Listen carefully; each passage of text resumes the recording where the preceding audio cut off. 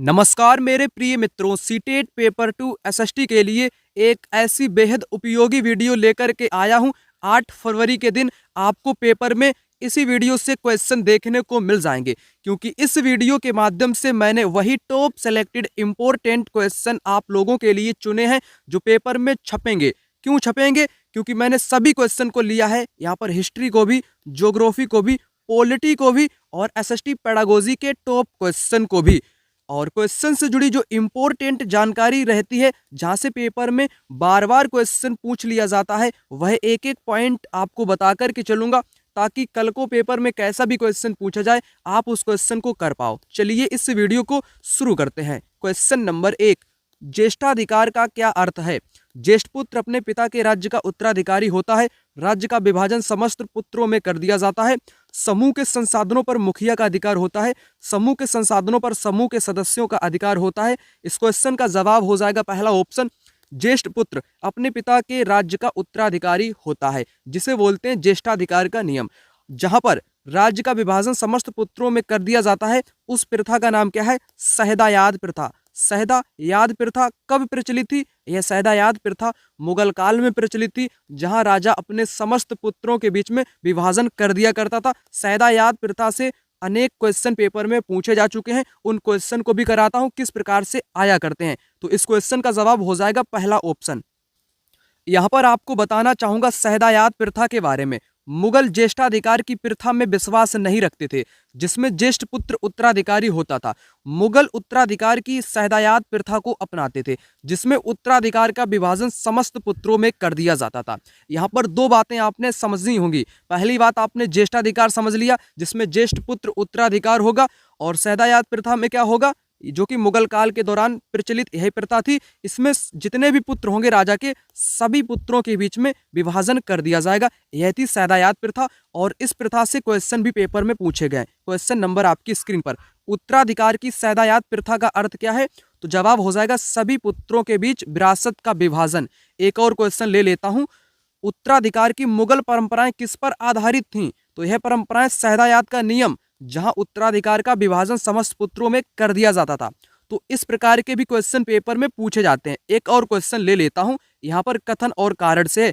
मुगल ज्येष्ठाधिकार के नियम में विश्वास नहीं रखते थे, बिल्कुल सही बात है, क्योंकि वे सहदायाद प्रथा को अपनाते थे। दोनों बातें सही हो जाएंगी, पहला ऑप्शन यहाँ पर करेक्ट हो जाएगा। आप सभी को पता है पेपर के लिए आपके पास बिल्कुल भी टाइम नहीं है। अगर आपके पास मात्र 5 घंटों का टाइम है, कितने घंटों का? अगर आपके पास मात्र 5 घंटों का टाइम है, तो आप लोग इन नोट्स को ले लेना। नोट्स में आप लोग 5 घंटे के भीतर हिस्ट्री, ज्योग्राफी, पॉलिटी को द एंड कर सकते हो। या तो आप लोग इन पीवाईक्यू को पढ़ लेना, जो कि मैंने चैप्टर वाइज आपको सोल्व करके दिए हैं, तो भी आपका काम चल जाएगा, क्योंकि इससे बाहर पेपर आपका नहीं बनता है।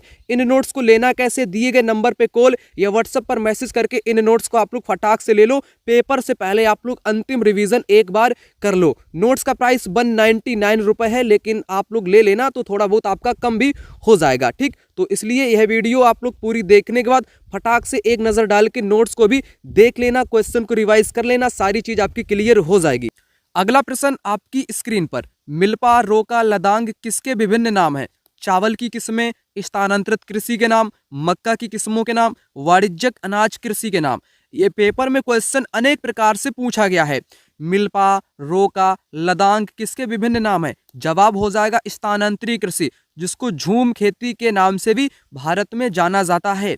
और इस खेती का दूसरा नाम है कर्तन दहन, क्योंकि यह वनों को काटकर जलाकर खेती की जाती है, इसलिए इसको कर्तन दहन भी बोलते हैं। मिल्पा बोलते हैं इसको कहां पर? मिल्पा बोलते हैं अमेरिका में। रोका बोलते हैं इसको ब्राजील में। ब्राजील में क्या बोलते हैं? रोका के नाम से जाना जाता है। लदांग बोलते हैं लदांग बोलते हैं इंडोनेशिया में, ठीक? इंडोनेशिया में और मलेशिया में इसको लदांग के नाम से जाना जाता है। तो आपने यहाँ पर क्या समझा? स्थानांतरित कृषि के नाम यहाँ पर दिए गए हैं, और स्थानांतरित कृषि भी इंपॉर्टेंट है, इसको भी समझ लेना उपयोगी रहेगा। मैंने अपने नोट्स को ओपन कर लिया है आपको बेहद जानकारी इंपॉर्टेंट प्रोवाइड करने के लिए। स्थानांतरित कृषि, वृक्षों को काटकर और जलाकर भूखंड को साफ किया जाता है, तब राख को मृदा में मिलाया जाता है। मक्का, रतालू, आलू और कसावा उगाया जाता है। भूमि की उर्वरता की समाप्ति के बाद वह भूमि छोड़ दी जाती है और कृषक नए भूखंड पर चला जाता है। स्थानांतरित कृषि को कर्तन दहन खेती भी बोलते हैं। पेपर में कई बार पूछा गया है, कर्तन दहन किसको बोलते हैं? स्थानांतरित कृषि को कर्तन दहन के नाम से भी जाना जाता है। और यह खेती अमेजन बेसिन के सघन वन वाले क्षेत्र में की जाती है। ये भी पता होना चाहिए, जहां पर वन होंगे, जंगल होंगे, वहीं पर यह खेती की जाएगी, वनों को काटकर, जलाकर। उसके बाद स्थानांतरित कृषि के नाम मैंने अभी आपको बताए।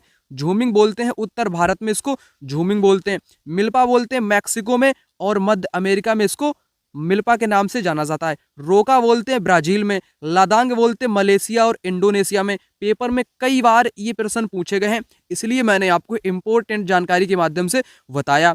अब स्थानांतरित कृषि पे विभिन्न प्रकार के प्रश्न आए हैं, मैं ढूंढकर आपको अभी तुरंत फटाक से यहीं पर करा देता हूं। नोट्स को मैंने ओपन कर ही लिया है, नए मित्र इन नोट्स को अवश्य रूप से ले ही लेंगे। ठीक, तो मैं क्वेश्चन को ढूंढ लेता हूं। जैसे एक आपका विकल्प वाला यह क्वेश्चन है, जैसे मैंने अभी आपको स्थानांतरित कृषि के बारे में बताया, तो यह कहाँ की जाएगी? यह आपके सघन वन वाले क्षेत्र में की जाएगी, समझे? जब आपको स्थानांतरित कृषि के बारे में पता होगा तभी आप मिलान कर पाओगे, तो मैंने बता दिया आपको। ठीक, उसके बाद झूम खेती घुमत्तू है, अर्थात स्थान बदल कर की जाती है। जंगलों में की जाती है, भूखंडों पर की जाती है। ठीक, ये आपको मैंने बता दिया, सही हो जाएगा। उसके बाद ये भारी वर्षा वाले क्षेत्र में की जाती है, कर्तन दहन के नाम से भी जानी जाती है, तीव्र पुनर्जनन वाले क्षेत्रों में प्रचलित है। ठीक, ये भी मैंने आपको बता दिया। उसके बाद इसको समझ लेना उपयोगी रहेगा। निम्नलिखित देशों में से किसमें स्थानांतरित कृषि को मिल्पा मैंने क्या बताया आपको? मैक्सिको और उत्तर अमेरिका में इसको मिल्पा के नाम से जाना जाता है। ठीक, मलेशिया और इंडोनेशिया में इसको लादांग बोलते हैं। क्या बोलते हैं? लादांग के नाम से जाना जाता है। ब्राजील में इसको रोका के नाम से जाना जाता है। ठीक, भारत में इसको झूम के नाम से जाना जाता है, झूम खेती। ठीक, उसके बाद एक और क्वेश्चन देख लो, फिर मैं आगे बात करूंगा। मिल्पा, लदांग, रोका, चीरू ऊपर दिए गए किन से संबंधित हैं? चीरू एक जनजाति है। चीरू क्या है? एक प्रकार की विलुप्त जनजाति है। और स्थानांतरित कृषि के नाम है मिल्पा, रोका, लदांग। ये मैंने अभी आपको बताया भी। अगला क्वेश्चन आपकी स्क्रीन पर, पद, वेतन एवं सैन्य उत्तरदायित्व निर्धारित करने के लिए मुगलों द्वारा प्रयोग में लाई गई श्रेणी क्रम व्यवस्था क्या कहलाती थी? मनसबदारी व्यवस्था, इक्तादारी व्यवस्था, जब्त व्यवस्था या जागीरदार व्यवस्था? राइट आंसर हो जाएगा मनसबदारी प्रथा या व्यवस्था इसको बोलते थे। मनसबदारी व्यवस्था, जिसमें सैनिकों के पद हो गए, वेतन, सैन्य उत्तरदायित्व, इन सभी का निर्धारण किया जाता था, जो कि मुगलों द्वारा प्रयोग में लाई गई एक श्रेणी क्रम व्यवस्था थी, मनसबदारी व्यवस्था। अगला प्रश्न यहाँ पर करना क्या है? आपको मिलान करना है, महाद्वीप को स्तंभ सेकंड के साथ मिलान करना है। एक तरफ आपके महाद्वीपों के नाम है, दूसरी तरफ उनसे जुड़ी हुई जानकारी है। तो आपको पता होगा विश्व की सबसे लंबी नदी कौन सी है? नील। कौन सी है लंबी नदी आपकी? कौन सी है? नील। और विश्व की सबसे बड़ी नदी, स्थायी मानव निवास नहीं है, अंटार्कटिका में बर्फ ही बर्फ है, नहीं है। देखो, मैं सिंपल तरीके से आपको बताता हूँ। जैसे अंटार्कटिका मैंने चुन लिया, अंटार्कटिका इस प्रकार से मिलान हो जाएगा। अंटार्कटिका एक ऐसा महाद्वीप है जहाँ पर सिर्फ और सिर्फ बर्फ ही बर्फ है, वहाँ पर मानव का स्थायी निवास नहीं पाया जाता है। बी का कौन सा हो जाएगा? थर्ड हो जाएगा। बी का थर्ड किस में दिया गया है? फर्स्ट में दिया गया है और फोर्थ में भी दिया गया है। ठीक, विश्व की सबसे लंबी नदी कहाँ पर है? विश्व की सबसे लंबी नदी अफ्रीका में है, जो कि नील। मैंने आपको बताया ए का फर्स्ट आपके इसमें हो जाएगा। ठीक, तो राइट आंसर पहला ऑप्शन हो जाएगा। यहाँ पर कौन सा हो जाएगा? पहला ऑप्शन हो जाएगा। इस प्रकार से ए का एक हो जाएगा, बी का थर्ड हो जाएगा।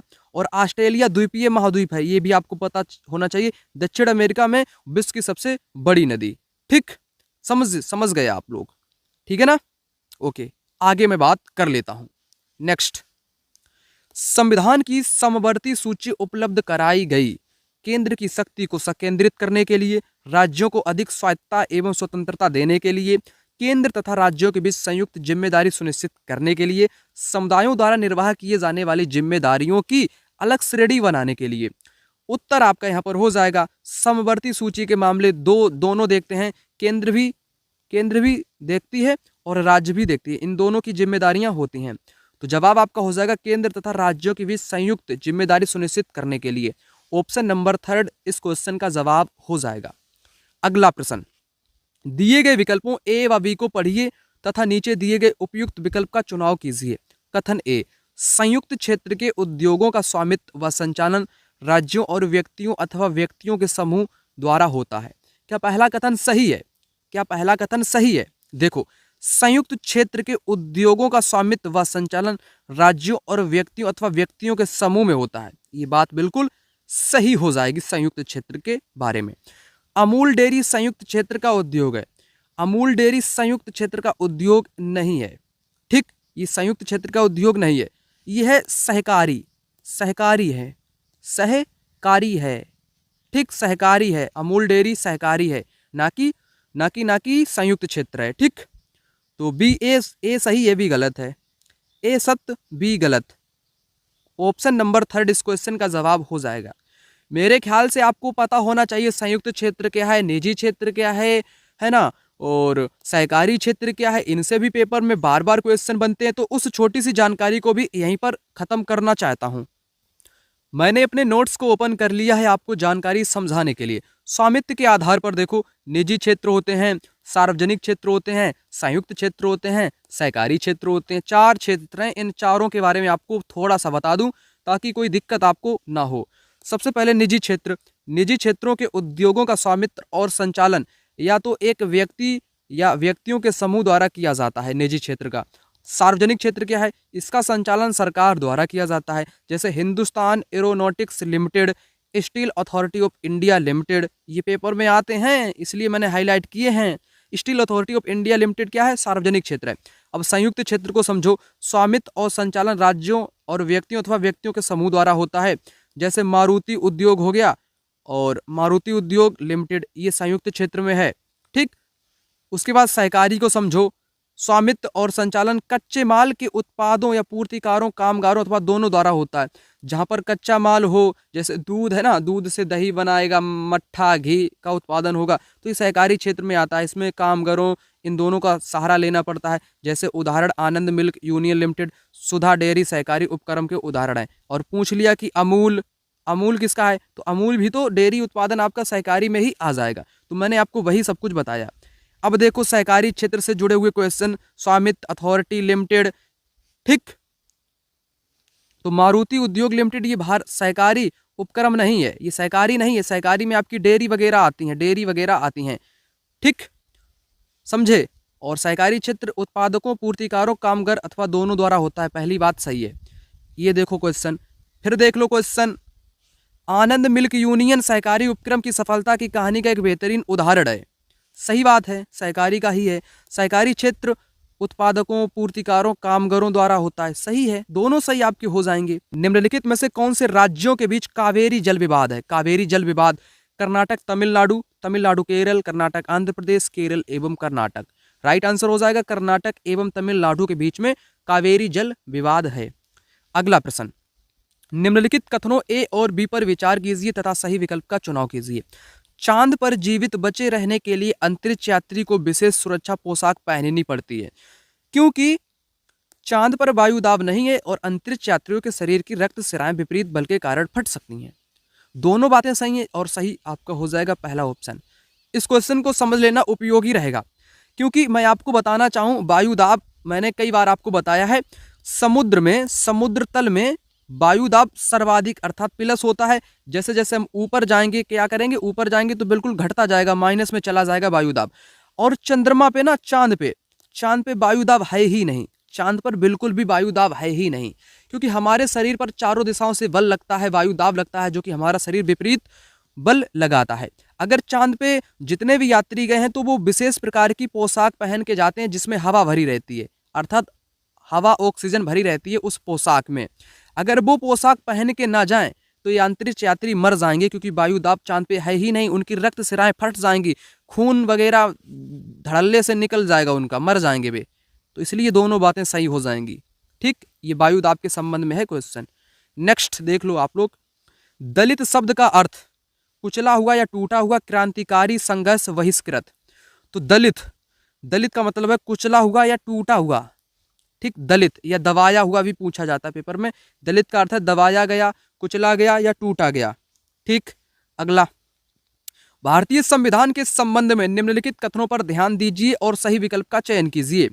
भारतीय संविधान के बारे में कथन, भारतीय राज्य धार्मिक क्रियाकलापों में हस्तक्षेप सुनिश्चित करता है। सभी धर्मों की भावनाओं का सम्मान करता है। सभी धर्मों की भावनाओं को सम्मान करता है।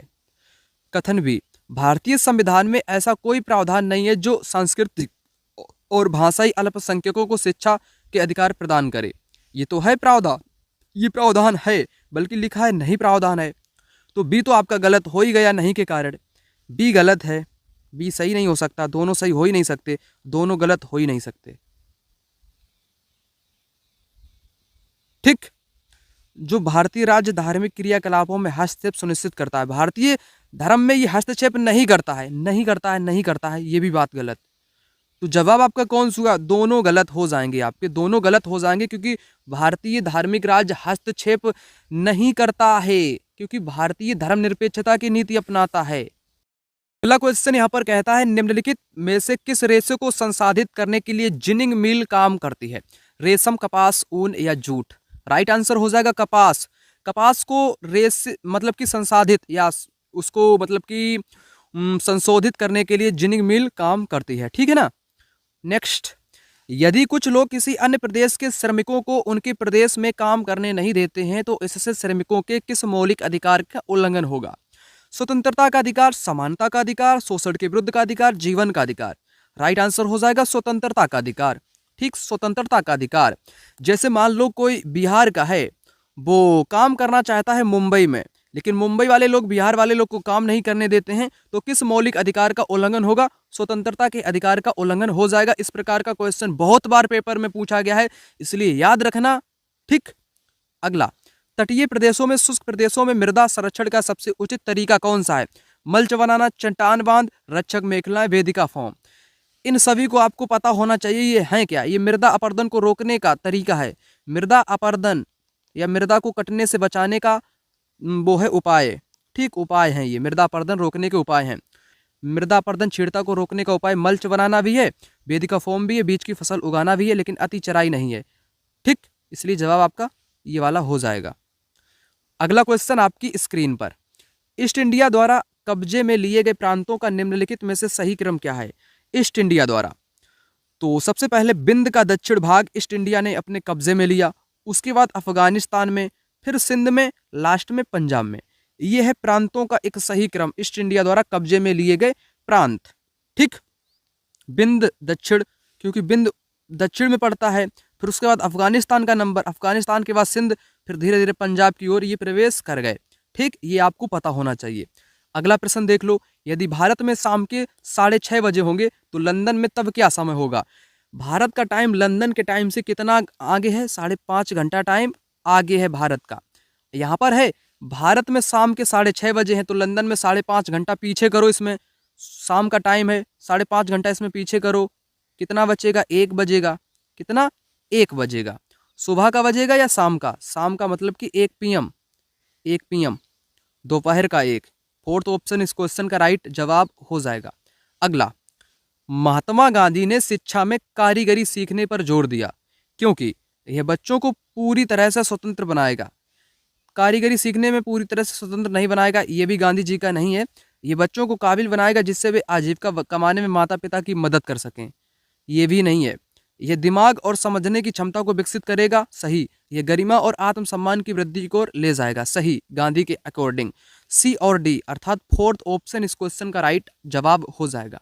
अगला प्रश्न, 1906 में सोंग्राम संगमा की बगावत इसलिए हुई क्योंकि जनजातीय समूह ने असम में औपनिवेशिक वन कानूनों का विरोध किया। कहां पर? असम में, असम में किया था। ठीक, थर्ड ऑप्शन इस क्वेश्चन का राइट जवाब यहां पर हो जाएगा। अगला प्रश्न, निम्नलिखित दोनों कथनों को पढ़ें और उपयुक्त विकल्प का चयन करें। कथन 1, पितरा ड्यूरा या पितर द्यूरा उत्कीर्णित संगमरमर अथवा बलुआ पत्थर पर रंगीन पत्थरों को दबाकर बनाए गए हैं। कथन बी, शाहजहां ने इसका प्रयोग लाल किले के राजकीय न्याय और शाही दरबार के अंतः संबंध पर बल देने के लिए किया था। दोनों बातें कैसी हैं? बिल्कुल सही हो जाएंगी। ये एक नक्काशी है पितरा ड्यूरा, इसको समझाएंगे, है ना। एक चैप्टर है अलग से ओल्ड NCERT का, उसको आपको समझा देंगे, ठीक, एक वीडियो में। तो राइट जवाब आपका हो जाएगा। दोनों कैसे हैं? दोनों सही हैं। फोर्थ ऑप्शन इस क्वेश्चन का जवाब हो जाएगा। अगला प्रश्न देख लो, कौन सा देश सहारा मरुस्थल में नहीं आता है? कौन सा देश सहारा मरुस्थल में नहीं आता है? लीबिया आता है, ट्यूनीसिया भी आता है, माली भी आता है, दक्षिणी सूडान नहीं आता है। ठीक, सहारा मरुस्थल, सहारा मरुस्थल है कहाँ बताओ? सहारा मरुस्थल है कहाँ, ये भी तो आपको पता होना चाहिए। कमेंट बॉक्स में कमेंट करके बताओ सहारा मरुस्थल किस महाद्वीप में है, किस महाद्वीप में है। ठीक, किस महाद्वीप में है कमेंट करके बताओ। और सहारा मरुस्थल में कौन सी जनजाति रहती है, सहारा मरुस्थल में खेती कैसी की जाती है, ठीक, ये भी बताओगे आप लोग कमेंट बॉक्स में। ठीक, अगला, पेरियार का गैर ब्राह्मण आंदोलन विचारधारा पर आधारित था। किस विचारधारा पर आधारित था? सर्वप्रथम व्यक्ति को स्वयं का सम्मान करना चाहिए, तभी दूसरे भी हमें सम्मान देंगे, उसी तरह से हमारे साथ व्यवहार करेंगे। ये तो मिलता जुलता है, लेकिन विचारधारा इनकी ऐसी नहीं थी। ठीक, स्वयं को धार्मिकता से मुक्त करना, क्योंकि सभी असमानताओं को ईश्वर की देन के रूप में प्रोत्साहित किया गया था। ठीक, सामाजिक असमानताओं के विरोध के तौर पर ग्रंथों अभिलेखों में जो कहा गया उसके विपरीत करना, एक नए राज धर्म के उदय को बढ़ावा देना। राइट आंसर आपका सेकेंड ऑप्शन। ठीक, और पेरियार वही व्यक्ति हैं जिन्होंने ब्राह्मण विचारधारा का भयंकर विरोध किया। भगवत गीता, रामायण, मनु द्वारा रचित मनुस्मृति का विरोध किया, गैर ब्राह्मण आंदोलन चलाया, और इन्होंने स्वाभिमान आंदोलन या आत्मसम्मान आंदोलन भी चलाया। आत्मसम्मान आंदोलन भी इन्होंने ही चलाया था, पेपर में कई बार पूछा जाता है, और इनसे जुड़े हुए क्वेश्चन भी तमाम पेपर में अब तक आ चुके हैं। ईवी रामास्वामी नायकर, जिनको पेरियार के नाम से जाना जाता है, यह महत्वपूर्ण व्यक्ति हैं। इनसे पेपर में 1 या 2 क्वेश्चन बार बार पूछा जाता है, इसलिए इनके बारे में कंप्लीट जानकारी यहीं पर खत्म करना चाहूँगा। सबसे पहले जान लेते हैं इनके बारे में। मध्यवर्गीय परिवार में पले बड़े थे, प्रारंभिक जीवन में सन्यासी थे, संस्कृत शास्त्रों का गहन अध्ययन किया था, बाद में वे कांग्रेस के सदस्य बने, परंतु जब उन्होंने राष्ट्रवादियों द्वारा आयोजित की गई एक दावत में देखा कि निम्न जातियों और उच्च जातियों के लिए अलग अलग बैठने का इंतजाम किया गया था, तो उन्होंने हताश होकर कांग्रेस पार्टी छोड़ दी। तो इन्होंने कांग्रेस पार्टी क्यों छोड़ी? क्योंकि जब एक दावत का आयोजन किया गया था, उस दावत में निम्न जाति के लोग और उच्च जाति के लोग दोनों के लिए बैठने के लिए अलग अलग इंतजाम किया गया था। इससे ये हताश हो गए और इन्होंने कांग्रेस पार्टी को विदा कर दिया।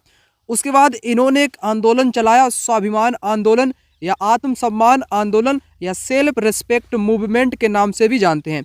उनका कहना था कि मूल तमिल और द्रविड़ संस्कृति के असली वाहक अछूत ही हैं, जिन्हें ब्राह्मणों ने अपने अधीन कर लिया है। उनका मानना था कि धार्मिक नेता और मुखिया सामाजिक विभाजनों और असमानताओं को ईश्वर प्रदत्त मानते हैं, इसलिए सामाजिक समानता के लिए सभी धर्मों से अछूतों को खुद मुक्ति पानी होगी। यानी कि ऐसे लोगों को खुद ही मुक्ति पानी होगी समानता के लिए सभी धर्मों से। उसके बाद सबसे इम्पोर्टेंट लाइन जो कि मैंने हाईलाइट की है, पेरियार हिंदू वेद पुराणों के कट्टर आलोचक थे, खास तौर से मनु संहिता, भगवत गीता, रामायण के वे कटु आलोचक थे। उनका कहना था कि ब्राह्मणों ने निचली जातियों पर अपनी सत्ता तथा महिलाओं पर पुरुषों का प्रभुत्व स्थापित करने के लिए इन पुस्तकों का सहारा लिया है। बिल्कुल बात उनकी भी सही है। ठीक, तो ये कथन इंपॉर्टेंट है, पेपर में बार बार पूछा जाता है। कथन है 2, कथन और कारण। ईवी रामास्वामी नायकर और पेरियार मनु संहिता, भगवत गीता, रामायण जैसे ग्रंथों के आलोचक थे। बात पहली बिल्कुल सही हो जाएगी। कारण है क्योंकि पेरियार ने देखा ये ग्रंथ निम्न जातियों के ऊपर उच्च जातियों और महिलाओं के ऊपर पुरुषों का वर्चस्व स्थापित करने के लिए उपयोग में लाए जाते हैं। कारण भी बिल्कुल सही हो जाएगा, इसलिए राइट आंसर दोनों और सही व्याख्या भी करेंगे। उसके बाद अलग प्रकार से क्वेश्चन आप लोग देख सकते हो, तमाम प्रकार से हैं। किसने तर्क प्रस्तुत किया कि सभी धार्मिक अधिकारी सामाजिक विभाजनों और असमानता को ईश्वर प्रदत्त मानते हैं? यह कि समानता पाने के लिए अछूतों को स्वयं सभी धर्मों से मुक्त होना पड़ेगा। रामास्वामी पेरियार का यह कथन है कि सभी धर्मों से अछूतों को मुक्ति पानी पड़ेगी। उसके बाद अलग प्रकार का एक और क्वेश्चन देखो, निम्नलिखित कौन हिंदू शास्त्रों के कट्टर आलोचक थे तथा उन्होंने कहा कि ब्राह्मणों से निचली जातियों पर अपनी सत्ता, महिलाओं पर पुरुष का प्रमुख स्थापित करने के लिए मनु द्वारा रचित संहिता, भगवत गीता, रामायण जैसी पुस्तकों का सहारा लिया गया है? वही क्वेश्चन लेकिन भाषा में थोड़ा परिवर्तन, पेरियार। उसके बाद और अलग प्रकार का क्वेश्चन देखो आप लोग, कथन और कारण। ईवी रामास्वामी ने भूतपूर्व मद्रास प्रेसिडेंसी में स्वाभिमान आंदोलन शुरू किया। कारण क्या था स्वाभिमान आंदोलन शुरू करने का? उन्होंने ऐसा लोगों को समाज में जातिगत भेदभाव के खिलाफ संघर्ष कराने के लिए किया। दोनों कैसे हो जाएंगे? सही हो जाएंगे और सही व्याख्या भी करेंगे। ठीक, तो मैंने लगभग आपको सभी क्वेश्चन इसी के माध्यम से बता दिए। एक मिलान वाला भी देख लेते हैं। स्वाभिमान आंदोलन का मिलान किसके साथ होगा? पेरियार के साथ हो जाएगा। और सतनामी आंदोलन को घासीदास ने शुरू किया था। सत्यशोधक समाज की स्थापना ज्योतिबा फूले जी ने की थी। मंदिर प्रवेश आंदोलन BR अम्बेडकर द्वारा किया गया था। इस प्रकार के क्वेश्चन पेपर में आते रहते हैं। स्वाभिमान आंदोलन मैंने आपको बताया, रामास्वामी के साथ मिलान हो जाएगा। सत्यशोधक समाज ज्योतिबा फूले के साथ, सतनामी आपका घासीदास, मतुआ पंथ हरिदास ठाकुर के साथ। लगभग मैंने आपको सारी जानकारी यहीं पर बता दी। ठीक, यहीं पर बता दी। और यहाँ तक अगर आपने वीडियो देख लिया है तो आप अपने कमेंट बॉक्स में कमेंट करके एक चीज़ बता देना। कमेंट करके एक चीज़ बताना, आपके ज़िले का नाम क्या है, आप अपने डिस्ट्रिक्ट का नाम कमेंट बॉक्स में कमेंट करके फटाक से बता दें। और वहाँ क्या चीज़ फेमस है ये भी कमेंट बॉक्स में 2 शब्द लिख दें। ठीक, तो नोट्स जिन्हें के पास नहीं है नोट्स, तो इन नोट्स को अवश्य आप लोग ले लें। अगला प्रश्न यहाँ पर कहता है, निम्नलिखित में से कौन से शहर में असम, नागालैंड, मिजोरम, अरुणाचल प्रदेश का साझा उच्च न्यायालय है? आइजोल में, कोहिमा में, गुवाहाटी में, ईटानगर में। राइट आंसर इस क्वेश्चन का यहाँ पर हो जाएगा गुवाहाटी। गुवाहाटी, ठीक, गुवाहाटी एकमात्र ऐसा शहर है जहाँ पर असम का भी उच्च न्यायालय है, नागालैंड का भी है, मिजोरम का भी है और अरुणाचल प्रदेश का भी है गुवाहाटी में। ठीक है ना। उसके बाद आगे मैं बात करता हूँ। एक 12 साल का बच्चा कांच गिलास बनाने वाले कारखाने में काम करता है, तो इस स्थिति में किस मौलिक अधिकार का हनन हुआ है? इंपॉर्टेंट क्वेश्चन अलग अलग प्रकार से भी बनते हैं। जैसे मान लो बच्चे की उम्र 12 वर्ष है, 12 वर्ष से कम, मतलब कि ये एक शोषण के विरुद्ध में कानून आता है। 16 वर्ष से कम उम्र के बच्चों को कारखाने में काम करना एक शोषण में आता है। ठीक, शोषण के विरुद्ध का अधिकार है। इस शोषण के विरुद्ध के अधिकार का यहाँ पर हनन हुआ है। ठीक, और आपको पता होना चाहिए स्वतंत्रता का अधिकार किस अनुच्छेद में आता है, शोषण के विरुद्ध किस अनुच्छेद में आता है, समानता का अधिकार किस अनुच्छेद में आता है। ये कुछ महत्वपूर्ण अनुच्छेद है जिनसे पेपर में बार बार क्वेश्चन बनता है। मैं सभी अनुच्छेद को यहीं पर बताना चाहूँगा।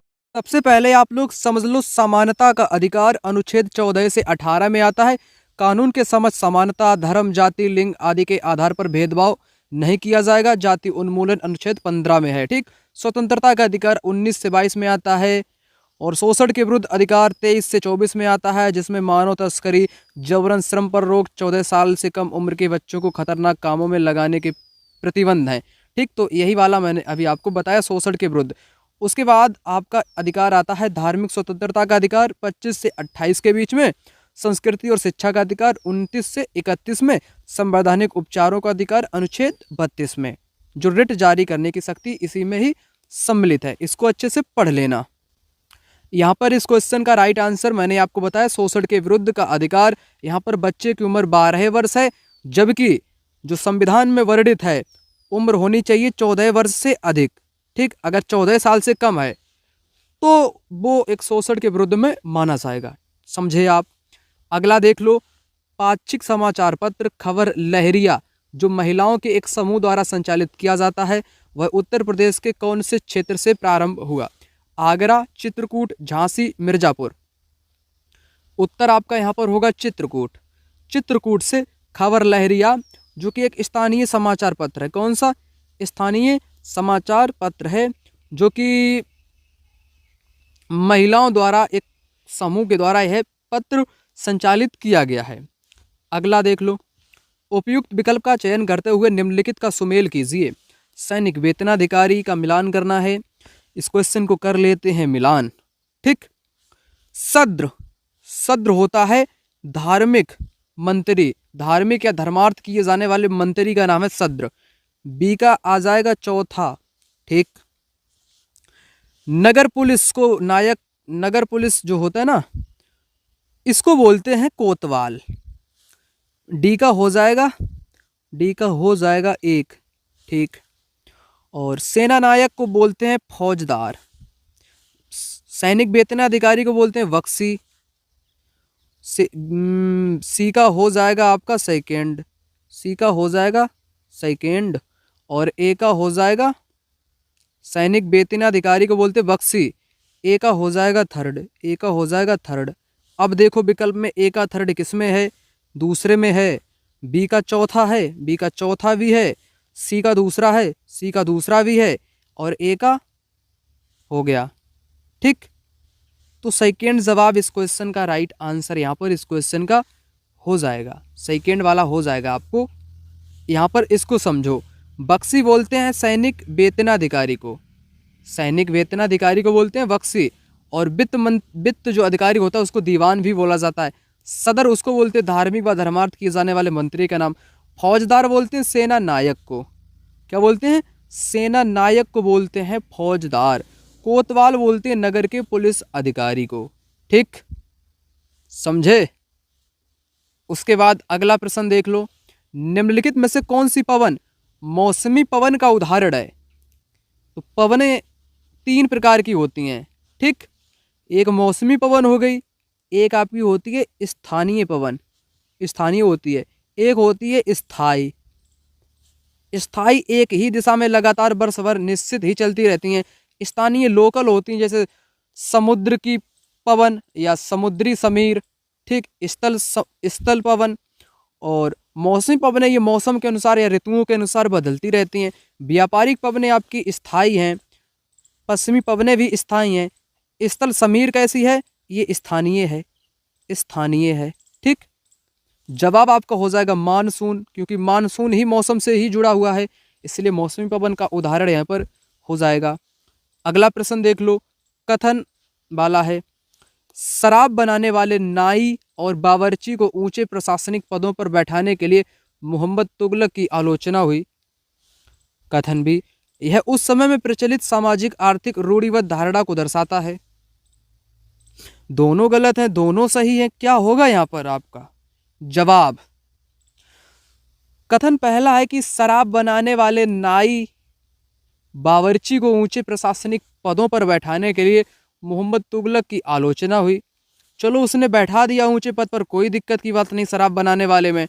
उस समय में प्रचलित सामाजिक आर्थिक रूढ़िबद्ध धारणा को दर्शाता है, ये भी दर्शाता है, सही बात है, क्योंकि यहाँ पर जाति विशेष लोगों को ही शराब बनाने का काम दिया गया, ऊंचे पद दे दिए गए, बाकी लोगों को नहीं दिए गए। ये है रूढ़िबद्ध धारणा को दर्शाता है, सही है। ठीक, चौथा सही हो जाएगा इस क्वेश्चन का, चौथा राइट आंसर हो जाएगा। अगला क्वेश्चन यहाँ पर कहता है, निम्नलिखित कथनों में से कौन सा कथन भारतीय प्रायद्वीपीय पठार के संदर्भ में सही है। भारतीय प्रायद्वीपीय पठार के बारे में, इसकी आकृति त्रिभुजाकार है, इसका धरातल काफी ऊंचा नीचा है, इस क्षेत्र में बहुत सी पहाड़ी श्रृंखलाएं हैं। बिंद, सतपुड़ा, अरावली की पहाड़ियां विश्व की प्राचीनतम श्रृंखलाओं में से एक हैं। उत्तर पूर्व सीमा पर स्थित हैं। पश्चिम की तरफ बहने वाली नदियां नर्मदा और तापी इसी क्षेत्र से होकर के बहती हैं। कौन सा इन विकल्पों में से आपका राइट जवाब होने वाला है। तो राइट जवाब की अगर मैं बात करूं, क्वेश्चन बड़ा ही सरल है, प्रायद्वीपीय पठार से जुड़ा हुआ है। अगर प्रायद्वीपीय पठार को पढ़ा होगा तो उत्तर आपके सामने आ जाएगा। और एक बात आपको बताऊं, इस प्रकार के क्वेश्चन बहुत ही सरल होते हैं। अगर आपने एक कथन को गलत साबित कर दिया तो उत्तर आपके सामने आ जाएगा। जैसे त्रिभुजाकार तो है, ये धरातल भी इसका ऊंचा नीचा है, पहला बिल्कुल सही है, ए आपका सही हो जाएगा, ये गलत हो गए आपके। ठीक, उसके बाद इस क्षेत्र में बहुत सी श्रृंखलाएं हैं, बिंद है, सतपुड़ा की श्रृंखलाएं भी हैं, बी भी आपका सही हो जाएगा। ठीक, अरावली की पहाड़ियां विश्व की प्राचीनतम श्रृंखलाओं में से एक हैं, यह उत्तर पूर्व सीमा पर स्थित है, जो कि गलत है। अरावली श्रृंखला पहाड़ियां अभी आपने हाल में ही चर्चा सुनी होगी, अरावली पहाड़ी पर संकट, ठीक, आर्डर जो कि समाप्त की जाने का है, जो कि एकदम बिल्कुल ही इसको कह नहीं सकते हैं। कितने लाख जीवों की हत्या हो सकती है इसमें, बिल्कुल वातावरण तहस नहस हो जाएगा, लोग सांस लेने को भी तरस जाएंगे अगर ऐसा हुआ। देखते हैं क्या होता है। लेकिन उत्तर पूर्व सीमा पर स्थित है, जो कि गलत कथन है। क्यों गलत है? जैसे मैं भारत का अगर इस प्रकार से बनाना चाहूँ, प्रायद्वीपीय पठार यहाँ पर, ठीक, तो ये राजस्थान वाला इलाका उत्तर पूर्व बोलते हैं, इस वाली सीमा को उत्तर पूर्व। इधर क्या बोलेंगे? इधर बोलेंगे पश्चिम और उत्तर, उत्तर पश्चिम बोलेंगे, ठीक, पूरब नहीं बोलेंगे, इसलिए गलत है। सी गलत है। सी जिसमें था वो आपका हट जाएगा। ए बी डी यहाँ पर बचेगा जो कि इस क्वेश्चन का जवाब हो जाएगा। पश्चिम की तरफ बहने वाली नदियाँ आपकी नर्मदा है, तापी है, ठीक, जो कि उल्टी बहती हैं नदियाँ, नर्मदा और तापी। पश्चिम की तरफ बहने वाली नदियाँ ये अपना जल अरब सागर में गिराती हैं। किसमें? अरब सागर में अपना जल गिराती हैं। इस पर विचार करो और सही विकल्प का चयन करें। वक्तव्य ए, ब्रिटिश शासनकाल के दौरान भारतीय गांव की ज़्यादातर भट्टियां अनुपयोगी हो गई थीं। वक्तव्य बी, इसका एक कारण औपनिवेशिक सरकार द्वारा जंगल का नया नियम लागू करना था। यहाँ पर इस क्वेश्चन का जवाब आपका क्या होने वाला है? दोनों यहाँ पर सही हो जाएंगे और एक दूसरे की सही व्याख्या भी करेंगे, क्योंकि अगर मैं बात करूँ ब्रिटिश शासन काल की, उस दौरान गांव में भट्टियां हुआ करती थीं, ठीक है ना। भट्टियों का काम लोहे को पिघलाना, गलाना या कुछ भी काम आप लोग धातु कर्म से रिलेटेड समझ सकते हो, तो वो काम होता था। तो उस दौरान भट्टियां की उपयोगिता खत्म हो गई। क्यों हो गई? क्योंकि सरकार द्वारा जंगल का नया नियम लागू कर दिया गया था। जंगल से लकड़ियां भारतीय लोग इकट्ठा करते थे, फिर उनसे ही जलाया जाता था भट्टियों में। तो जंगल का नया नियम आ गया, तो ये लोग लकड़ियां एकत्र नहीं कर सकते थे भारत के लोग, ठीक। तो इसलिए दोनों सही हो जाएंगे। अगला देख लो क्वेश्चन, निम्नलिखित में से कौन सा राजतंत्रीय सरकार का पहलू है? राजतंत्र सरकार का पहलू, नागरिकों को अपना राजा या रानी चुनने का अनुमति होती है। राजा व रानी द्वारा किए गए निर्णय पर नागरिक सवाल खड़े कर सकते हैं। देश पर राज करने वाले राजा या रानी के पास संपूर्ण शक्तियां होती हैं। अंतिम निर्णय लेने की शक्ति राजा या रानी के हाथों में नहीं अपितु नागरिकों को हाथों में होती है। जवाब आपका हो जाएगा, देश पर राज्य करने के लिए पूरी शक्ति राजा या रानी के पास होती है, उसे ही राजतंत्र बोलते हैं, ठीक। राजा के पास ही पूरी शक्ति होती है। अगला प्रश्न, छत्रक शैल का निर्माण निम्न में से किसके द्वारा अपर्दन क्रिया से होता है? नदियों से, समुद्री तरंगों से, हिमनदों से या पवनों से? इस क्वेश्चन का जवाब क्या हो जाएगा? छत्रक शैल जो कि पवन के द्वारा बनाई जाती है। कहाँ पर बनता है? रेगिस्तान इलाकों में बनता है। छत्रक शैल का निर्माण कहाँ पर होता है? रेगिस्तान में होता है। बालू का डिब्बा भी वहीं पर बनता है। और पवन के द्वारा लोयस भी बनता है, ये भी याद रखना, पेपर में पूछा जाता है लोयस। हिमनद के द्वारा क्या बनता है? हिमोड़।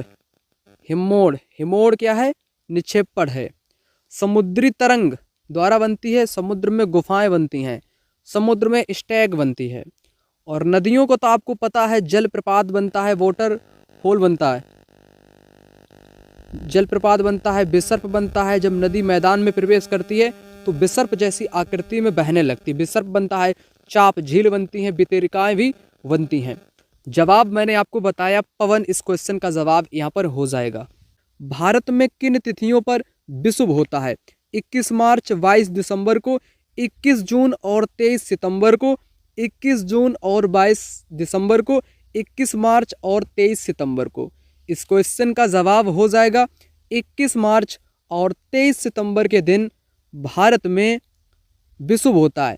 विषुव का मतलब पूरे दुनिया में ही विषुव होता है, भारत में ही कह सकते हो या पूरे विश्व में भी आप कह सकते हो। दिन व रातें बराबर होती हैं, लेकिन भारत के संदर्भ में ये सही रहेगा, ठीक। तो 21 मार्च 23 सितंबर को क्या होता है?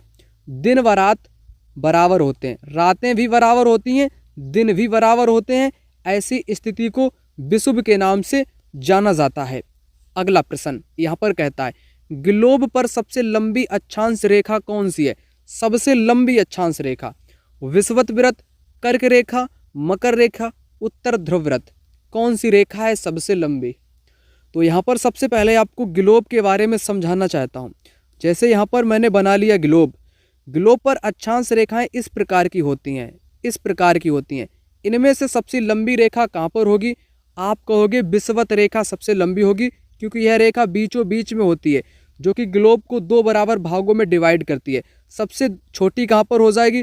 ध्रुवों पर सबसे छोटी हो जाएगी। जैसे जैसे ध्रुवों की ओर बढ़ेंगे तो रेखा की लंबाई घटती जाएगी और बीच वाली रेखा की लंबाई सर्वाधिक होगी। भूमध्य रेखा के नाम से भी विषुवत रेखा को ही जाना जाता है, जिसका मान 0 अक्षांश होता है। कर्क रेखा का मान भी 23.5 डिग्री होता है, परंतु यह उत्तर में स्थित होती है। वहीं मकर रेखा का मान भी इतना ही होता है, लेकिन ये दक्षिण में स्थित होती है। और इन सभी अक्षांश रेखाओं के बारे में आपको जानकारी होनी चाहिए। जहाँ से पेपर में बार बार क्वेश्चन पूछा जाता है वो मैं अभी आपको यहाँ पर क्लियर करके बता देता हूँ। पहला जवाब इस क्वेश्चन का पहला ऑप्शन यहाँ पर हो जाएगा। यहाँ पर आपको बताना चाहता हूँ महत्वपूर्ण अक्षांश रेखाओं के बारे में। सबसे पहले आपको ग्लोब यहाँ पर के माध्यम से समझाता हूँ। जो बीच वाली रेखा होती है जिसको विषुवत रेखा या भूमध्य रेखा बोलते हैं, जिसका मान 0 अक्षांश होता है, ठीक इसके ऊपर होती है कर्क रेखा जिसका मान 23.5 डिग्री उत्तरी गोलार्ध होता है। उसके ऊपर आपकी रेखा होती है उत्तर ध्रुव वृत्त जिसका मान 66 होता है। सबसे लास्ट में होता है उत्तर ध्रुव जिसका मान 90 डिग्री होता है। इसी प्रकार आपके दक्षिण में भी यही क्रम चलता है। मकर रेखा का मान 23.5 डिग्री दक्षिण में, उसके बाद दक्षिण ध्रुव का मान 66, फिर दक्षिण ध्रुव का मान 90 डिग्री। ठीक है ना। तो इतना आपको बताना था मुझे, जो कि इम्पोर्टेंट था पेपर की दृष्टि से। जो मैंने आपको बताया वो यहाँ पर सब कुछ लिखा है। उत्तरी गोलार्ध में कर्क रेखा का मान, दक्षिणी गोलार्ध में कर्क रेखा का मान 23.5, विषुवत वृत्त के उत्तर में उत्तर ध्रुव वृत्त का मान इतना होता है। ठीक। और एक महत्वपूर्ण पॉइंट और है, प्रदीप्ति वृत्त को भी समझा देता हूँ फिर आगे बात करूंगा। ग्लोब पर वह वृत्त जो दिन तथा रात को विभाजित करता है उसे प्रदीप्ति वृत्त कहते हैं। प्रदीप्ति वृत्त अक्ष के साथ नहीं मिलता है, ये अक्ष के साथ कभी भी नहीं मिलता है। ठीक, ये भी मैंने पॉइंट आपको बता दिया। उसके बाद प्रदीप्ति वृत्त से जुड़ा हुआ क्वेश्चन जो कि पेपर में आया है, यह वृत्त के साथ मिलता है। अब मैंने आपको बताया यह नहीं मिलता है, इसलिए गलत है। दिन व रात को विभाजित करता है, ये बात आपकी सही हो जाएगी प्रदीप्ति वृत्त के बारे में।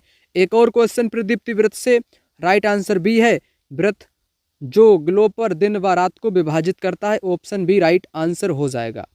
ठीक। एक विषुव से जुड़ा हुआ क्वेश्चन देख लो। विषुव के दिन सूर्य की सीधे किरणें किस पर पड़ती हैं?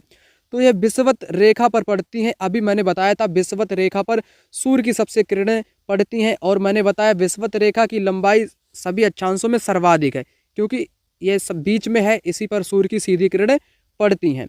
क्वेश्चन यहाँ पर कहता है औपनिवेशिक भारत में स्टील तथा लौह धातु कर्म में गिरावट पर चर्चा के लिए आप निम्न में से कौन सा कारण देंगे? अंग्रेजों द्वारा नवाबों तथा राजाओं को हराने के परिणाम स्वरूप इंग्लैंड से आयात होने लगा था। नए वन कानूनों ने लोगों पर आरक्षित वनों में जाकर लकड़ी इकट्ठा करने पर पाबंदी लगा दी थी। इस क्वेश्चन का राइट आंसर आपका हो जाएगा, दोनों सही है। क्यों सही है? अगर मैं बात करूं औपनिवेशिक भारत की, जब भारत में अंग्रेज भयंकर रूप से उपद्रव मचा रहे थे तो भारत में स्टील और लौह धातु कर्म में गिरावट आ गई थी, क्योंकि ग्रामीण क्षेत्रों में भट्टियां थीं, वे भट्टियां पूरी तरह से बंद हो चुकी थी क्योंकि नए वन के कानून आ चुके थे। लोग वनों में जाकर के लकड़ी नहीं काट सकते थे, ना ही लोग वनों की लकड़ियां जला सकते थे, पाबंदी लग गई, जिस कारण धातु कर्म में गिरावट आ गई। क्योंकि अगर भट्टियां नहीं जलेंगी तो धातु कर्म की प्रक्रिया नहीं हो पाएगी। ठीक है ना। इंग्लैंड से आयात होने लगा था, दोनों सही हो जाएंगे यहाँ पर।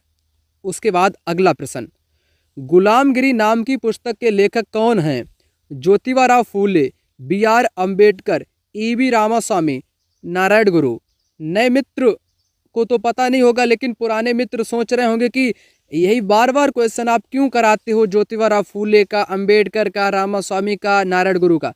मैं क्या ही करूं, पेपर में ही बार बार पूछा जाता है, इसलिए मैं बार बार आपको कराता हूं।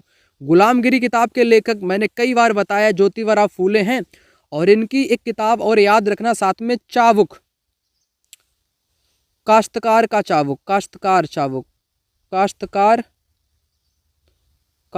की चाबुक,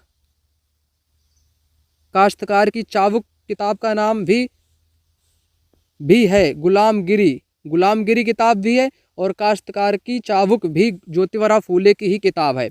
और ज्योतिबा राव फूले ने सत्य शोधक समाज की स्थापना की। किसकी? सत्य शोधक समाज की स्थापना की। और BR अम्बेडकर ने मंदिर प्रवेश आंदोलन चलाया। मंदिर प्रवेश आंदोलन किसने चलाया? अम्बेडकर साहब ने चलाया।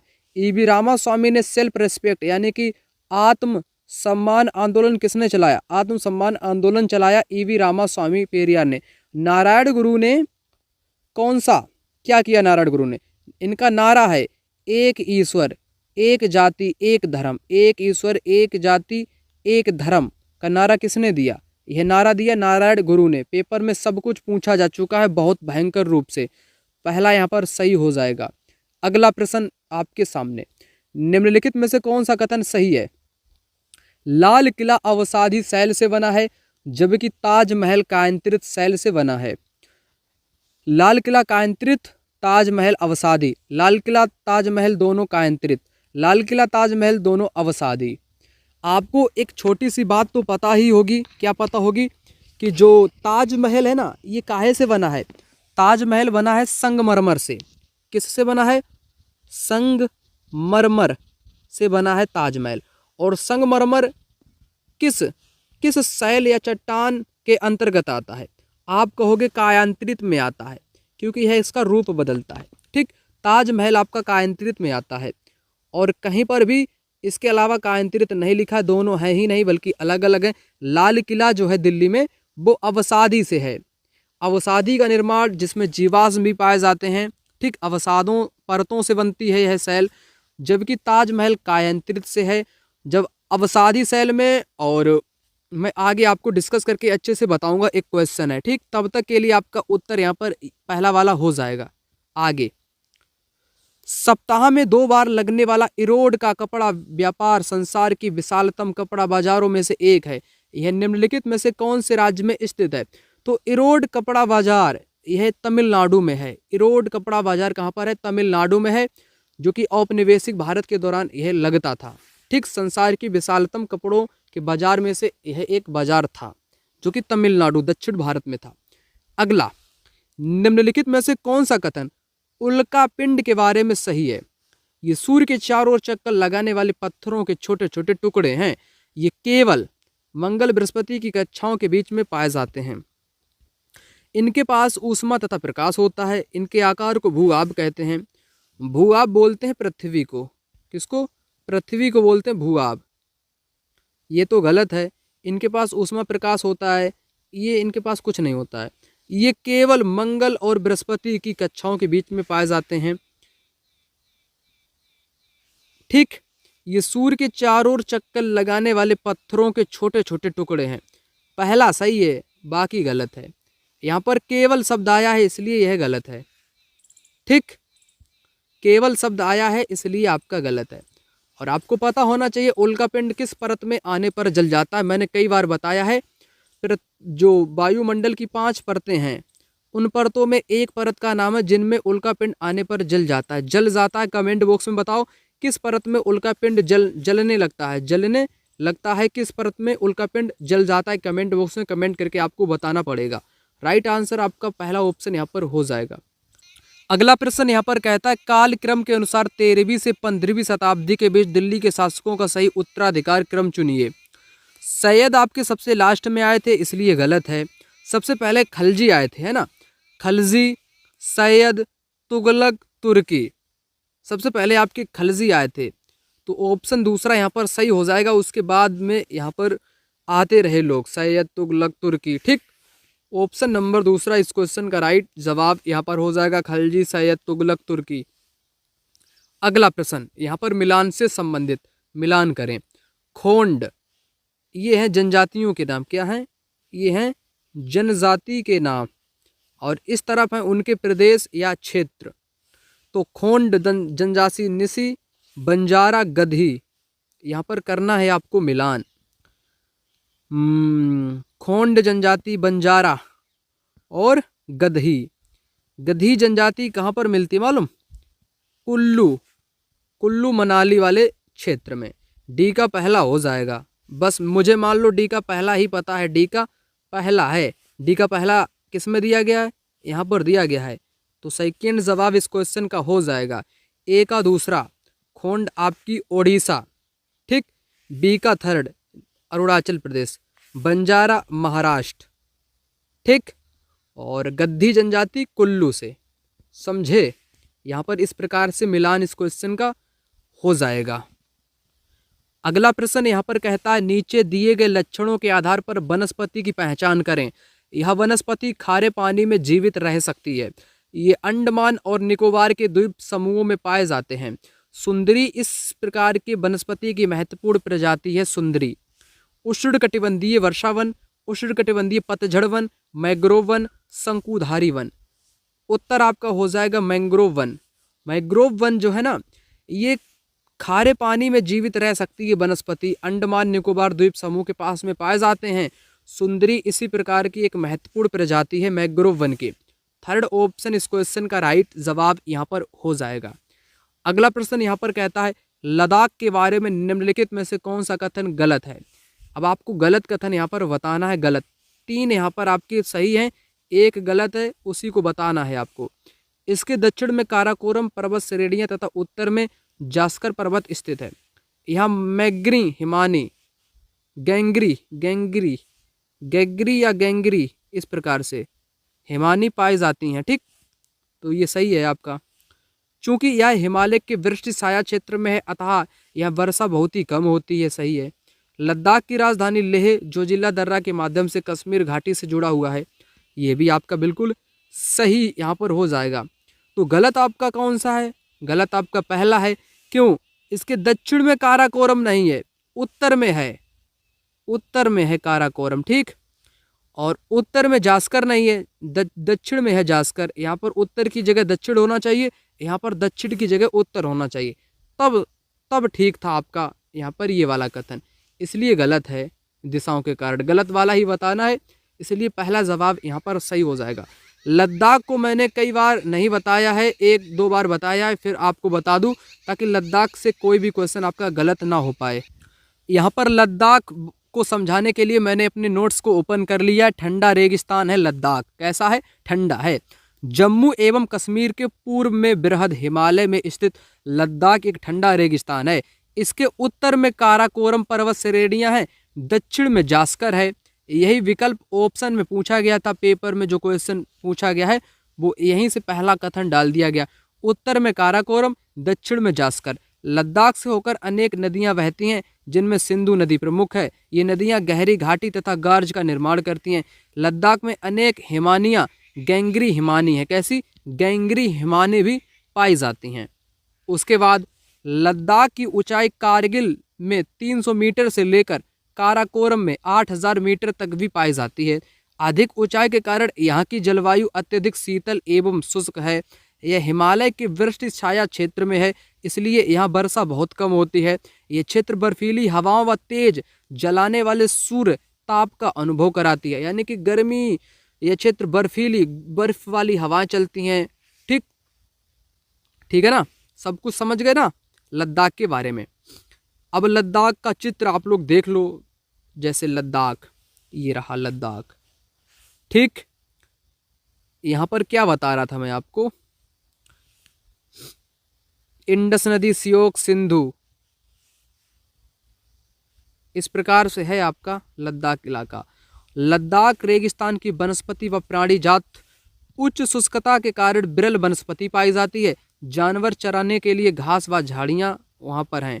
और देखो, घाटी में सरपत, बिलो एवं पापलर के उपवन, गर्मी में सेब, खुबानी, अखरोट के पेड़, पक्षी है रॉबिन पक्षी, रेड स्टार्ट पक्षी, तिब्बती स्नोकॉक, रेवन हुप, कुछ प्रवासी पक्षी भी हैं। जानवर जैसे पाए जाते हैं जंगली जानवर, जंगली बकरियां हैं, जंगली भेड़, याक से दूध से पनीर, मक्खन बनाया जाता है। भेड़ बकरी के बाल ऊनी वस्त्र बनाने में काम आते हैं। और देख लो, लद्दाख को खापाचान भी कहते हैं, जिसका अर्थ होता है हिमभूमि, खापाचान। ठीक, एक और समझ लो, क्रिकेट का सबसे अच्छा बल्ला सरपत बिलो पेड़ की लकड़ी से बनाया जाता है। परीक्षा में पूछ सकता है। पृथ्वी के सबसे ठंडे स्थानों में से एक द्रास लद्दाख में स्थित है। द्रास कहाँ पर है? लद्दाख में। दुनिया का सबसे ठंडा स्थान आपको नहीं पता था, मैंने आपको यहाँ पर बता दिया। ठीक, अब लद्दाख से जुड़े हुए क्वेश्चन को एक बार यहाँ पर कराने का प्रयास करता हूँ ताकि कंसेप्ट जितना बताए वो क्लियर हो जाए। नए मित्र इन नोट्स को लेकर के फटाक से तैयारी करते रहो। अगर नए मित्र के पास नहीं है तो ले लो फटाक से। लद्दाख के बारे में, लद्दाख से होकर बहुत सी नदियां बहती हैं। सही। अधिक ऊंचाई के कारण यहाँ की जलवायु अत्यधिक ठंडी है। सही। हिमालय के वृष्टि छाया क्षेत्र होने के बावजूद यहाँ उच्च नहीं निम्न वर्षा होती है, इसलिए गलत है। उच्च नहीं निम्न होती है। यहाँ तेज बर्फीली हवाओं व तेज जलाने वाले ताप का अनुभव कराती है। सही हो जाएगा, अभी मैंने आपको बताया। फिर देख लो, लद्दाख एक ठंडा रेगिस्तान। सही। लद्दाख कम ऊंचाई पर गलत, ये बहुत अधिक ऊंचाई पे है, इसलिए यहाँ का ठंडा मरुस्थल है। लद्दाख में उच्च शुष्कता के कारण वनस्पति विरल पाई जाती है, ये बात आपकी सही हो जाएगी। बी विकल्प यहाँ पर गलत हो जाएगा। उसके बाद भारत के ठंडे रेगिस्तान से होकर कौन सी नदी बहती है? सिंधु नदी बहती है, सिंधु नदी बहती है। ठीक है ना। लगभग मैंने लद्दाख के बारे में आपको बताया। और एक और देख लो, यहाँ अधिकांश लोग मुसलमान व बौद्ध हैं।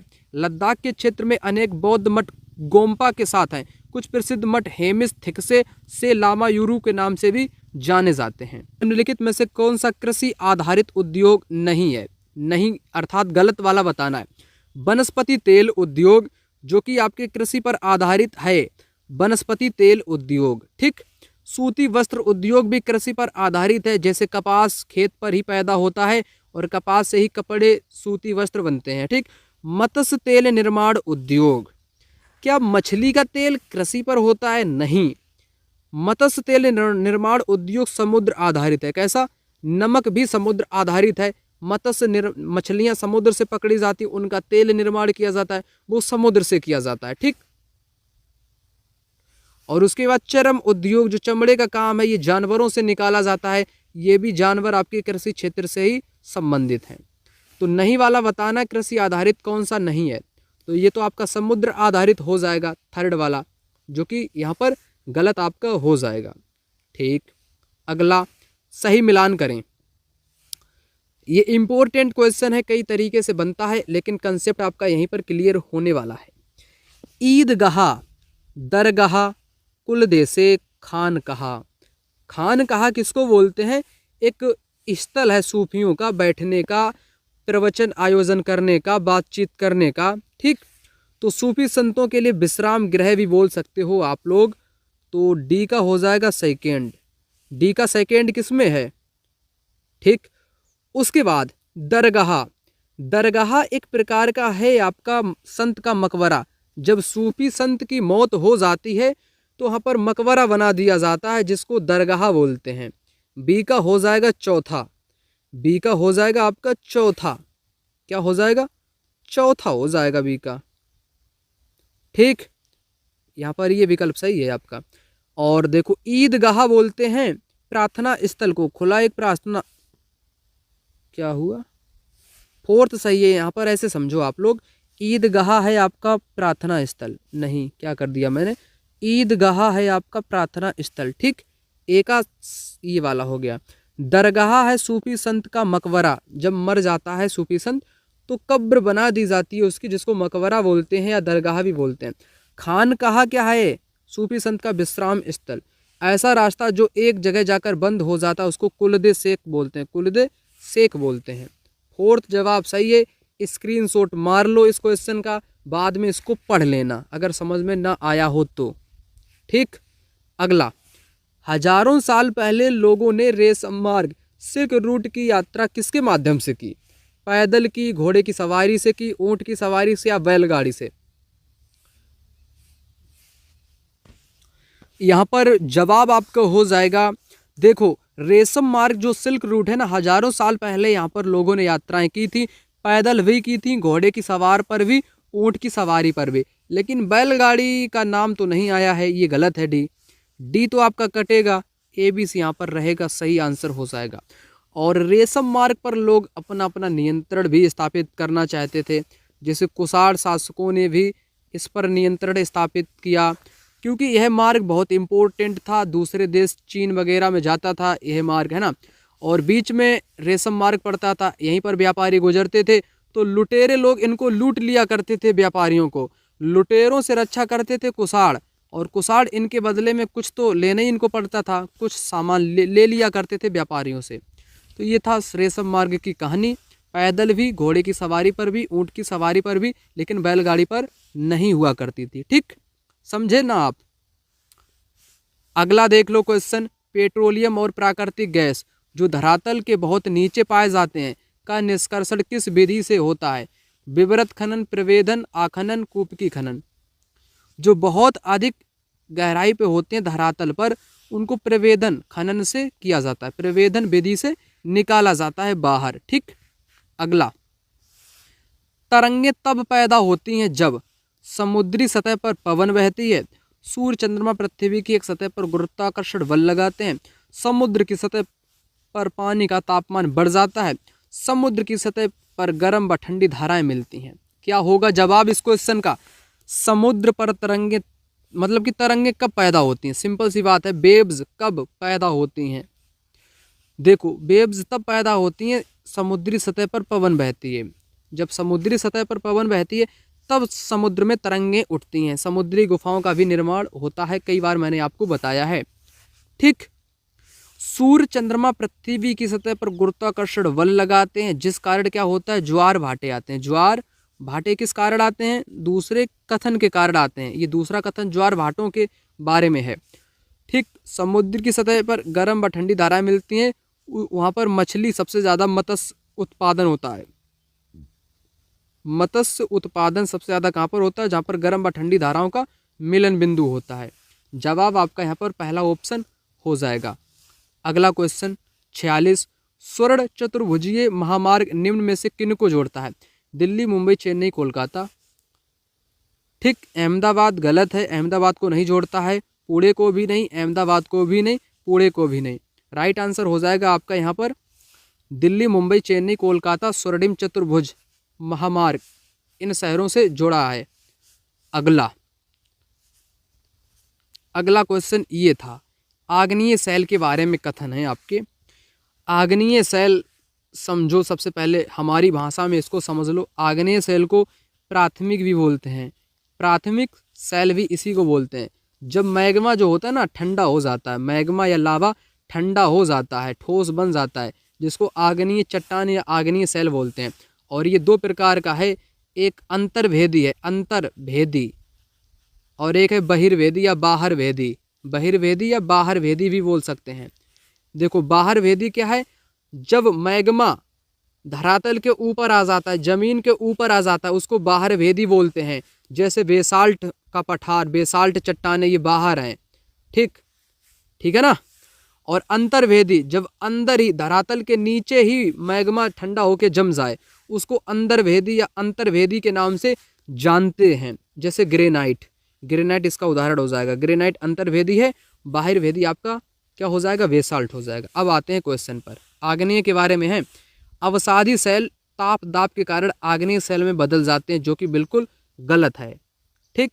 अवसादी शैल ताप दाब के कारण कायांतरित में बदलते हैं, ना कि आग्नेय में। आग्नेय की जगह कायांतरित होना चाहिए, तब ठीक हो जाता आपका। ठीक, इसलिए गलत। कथन भी, ये शैल पृथ्वी की परपटी और पृथ्वी की परपटी के काफी अंदर, दोनों मतलब कि पृथ्वी की परपटी पर और परपटी के अंदर दोनों जगह मौजूद होती है। वही मैंने आपको बताया, अंतर्भेदी और बहिर्भेदी। ग्रेनाइट और बेसाल्ट आग्नेय शैल के उदाहरण है, ये भी सही हो जाएगा। बी और सी सही है, ए गलत है। बी सी सही है, ए गलत है। पहला ऑप्शन इस क्वेश्चन का राइट आंसर हो जाएगा। मैंने शैलों के बारे में आपको कई बार बताया है, कई बार आपको बताया है। ठीक, तो यहाँ पर जवाब आपका पहला वाला ही हो जाएगा। मैं बताऊंगा नहीं अब इनके बारे में, मैंने कई बार आपको बता दिया ना, इसलिए नहीं बताऊंगा। अगला देख लो, सामाजिक विज्ञान की कक्षा निम्न में से कौन सा पहलू विविधता को बल देगा? समानता, गरिमा, आज्ञाकारिता। आज्ञाकारिता निगेटिव, गलत हो जाएगा। अनुशासन, एक रूपता, विविधता होती ही नहीं है, गलत है। आदर करना, एक रूपता, ये तो गलत है। आज्ञाकारिता भी गलत है। जवाब आपका होगा पहुंच, गरिमा, समानता, जो कि विविधता के पहलू पर बल देगा। जवाब आपका थर्ड ऑप्शन इस क्वेश्चन का यहाँ पर हो जाएगा। अगला प्रश्न, निम्न में से कौन सा व्यक्ति प्राथमिक क्षेत्र में कार्य करता है? प्राथमिक क्षेत्र में, अब क्षेत्र को भी आपको समझाना पड़ेगा क्योंकि आपके सामने यह नया क्वेश्चन होगा। ठीक, कई मित्रों को लग सकता है कि प्राथमिक क्षेत्र क्या है, द्वितीयक क्या है, तृतीयक क्या है, उसको भी जरा समझाने का कष्ट करो, तो मैं कष्ट कर देता हूं यहाँ पर। ठीक, राधा कपड़े की फैक्ट्री में सिलाई की यूनिट में काम करती है। कपड़े की फैक्ट्री। सरिता एक उर्वरक कंपनी में बाजार प्रबंधक का काम करती है। हरप्रीत इमारत निर्माण स्थल पर क्रेन मशीन का संचालन करती है। हामिद बागान में रबड़ का रोपण करती है। देखो, प्राथमिक क्षेत्र को सबसे पहले समझो तभी कर पाओगे। प्राथमिक क्षेत्र खनन से जुड़ा है, खनन से जुड़ा है, कृषि से जुड़ा है, खनन से, कृषि से, और किससे? लकड़ी से, यानी कि लकड़ी काटना, लकड़ी काटना, खनन करना, कृषि करना, पशुचारण, पशुचारण भी इसी में ही आता है, पशुचारण प्राथमिक में ही। ठीक, तो प्राथमिक क्षेत्र क्या है? खनन है, कृषि है, लकड़ी है, वृक्ष उगाना है, कृषि करना, फल उत्पादन करना, पशुचारण करना, ये सारे क्षेत्र प्राथमिक में आते हैं। कहने का मतलब है ये डायरेक्ट पर्यावरण से जुड़े हुए हैं, इसमें कोई भी पक्ष काम नहीं करता, डायरेक्ट पर्यावरण से ये तथ्य आपके जुड़े हुए हैं। अब देखो प्राथमिक क्षेत्र, जैसे कपड़ा का काम है, ये विनिर्माण का काम है, तो ये द्वितीयक में आ जाएगा, द्वितीयक क्षेत्र हो जाएगा। उर्वरक कंपनी में काम करती है वो मैनेजर है, मैनेजर ये आपके चौथे पांचवें में आ जाता है, ये गलत हो जाएगा ना। इमारत का निर्माण द्वितीयक में आ जाएगा, निर्माण। हामिद बागान में रोपण करता है, खेती करता है, भैया क्या करता है? खेती। खेती या कृषि किस में आएगी? प्राथमिक में आएगी। तो जवाब आपका फोर्थ विकल्प यहाँ पर हो जाएगा। एक बार मेरे ख्याल से आपको चारों क्षेत्रों के बारे में बताना मेरा दायित्व बनता है, ताकि कर सको आप लोग। आर्थिक क्रियाओं को समझाने के लिए मैंने नोट्स को ओपन कर लिया है। आर्थिक क्रिया एक प्राथमिक, द्वितीयक, तृतीयक महत्वपूर्ण है, इनको समझो। प्राथमिक, इनका संबंध प्राकृतिक संसाधनों के उत्पादन निष्कर्षण से। कृषि, मत्स्य संग्रहण इनके उदाहरण हैं।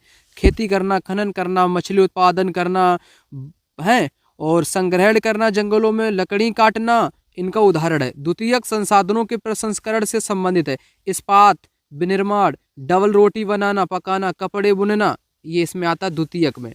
तृतीयक में प्राथमिक व द्वितीयक क्षेत्र की सेवा कार्यों द्वारा प्रयोग होता है, जैसे यातायात, व्यापार, बैंकिंग, बीमा, विज्ञापन, ये तीसरे हैं। ठीक, कृषि आपकी पहली आती है। ये मैंने तीनों आपको बता दिए यहीं पर। अगला प्रश्न यहाँ पर कुछ इस प्रकार से, निम्न में से कौन सा ग्रामीण क्षेत्रों में आजीविका के बारे में सरोकार या चिंता का विषय है? ग्रामीण क्षेत्र में आजीविका, ढुलाई क्षेत्र का बनना, कई मंजिल छोटी दुकानों पर कार्य के लंबे घंटे, माल्स द्वारा भारी छूट के चलते दुकानों पर विक्रय में कमी, कार्य की मौसम के अनुसार प्रकृति। तो गांव के क्षेत्र में आजीविका में एक चिंता का विषय है कि गांव में सिर्फ मौसम के अनुसार ही खेती होती है, मौसम के अनुसार ही आजीविका लोग चला पाते हैं। कार्य की मौसम के अनुसार, यानी कि कार्य की उपलब्धता मौसम के आधार पर ही है, मौसम की प्रकृति पर ही निर्भर है। यही चिंता का विषय है। ठीक, सरोकार या चिंता का विषय आप लोग बोल सकते हो। अगला, घेटुआइजेशन हाशिएकरण का परिणाम, रिक्त स्थान भरो। घेटुआइजेशन सामाजिक, आर्थिक, सांस्कृतिक तीनों के कारण हो सकता है। तीनों आपके हो जाएंगे यहाँ पर। जवाब आपका हो जाएगा फोर्थ ऑप्शन ए, बी, सी, तीनों। अगला, सार्वभौमिक वयस्क मताधिकार का अर्थ, सभी वयस्कों को गाड़ी चलाने की अनुमति है, सभी वयस्कों को अपने विचार प्रकट करने की सहज अनुमति, सभी वयस्कों को सरकार बनाने की अनुमति, सभी वयस्कों को मतदान करने की अनुमति। सार्वभौमिक वयस्क मताधिकार, यहाँ पर क्या लिखा है? मताधिकार की बात की गई है, ना कि गाड़ी चलाने की, विचार प्रकट करने की, सरकार बनाने की, मतदान करने की। ठीक, क्वेश्चन में ही कभी कभी छिपा रहता है आपका उत्तर, लेकिन कई मित्र गलत उत्तर ठोक देते हैं पेपर में और अंक उनके कट जाते हैं सरल क्वेश्चन पर भी। ऐसी गलती मत करें आप लोग। ठीक, अगला, मीडिया के संदर्भ में मसौदा तैयार करने से क्या अभिप्राय है? मसौदा, ड्राफ्टिंग। ठीक, मीडिया चैनलों द्वारा प्रसारणों की सूची तैयार करना, मीडिया चैनलों द्वारा उन कार्यक्रमों को दोबारा प्रसारण करने के लिए प्राथमिकता देना जिनकी टारगेट रेटिंग पॉइंट टीआरपी अधिक है। लोगों को किन मुद्दों पर ध्यान देना चाहिए, यह निर्धारण मीडिया द्वारा लोगों की सोच और समझ पर प्रभाव डालता है, बाजारीकरण के लिए नहीं। थर्ड ऑप्शन इस क्वेश्चन का जवाब हो जाएगा। लोगों को किन मुद्दों पर ध्यान देना चाहिए, यह निर्धारण मीडिया द्वारा लोगों की सोच और समझ पर प्रभाव डालता है। अगला प्रश्न देख लो यहाँ पर, झारखंड से एक राजगीर बच्चू माझी दिल्ली काम की तलाश में आया है, वह संविधान प्रदत्त किस अधिकार का प्रयोग कर रहा है?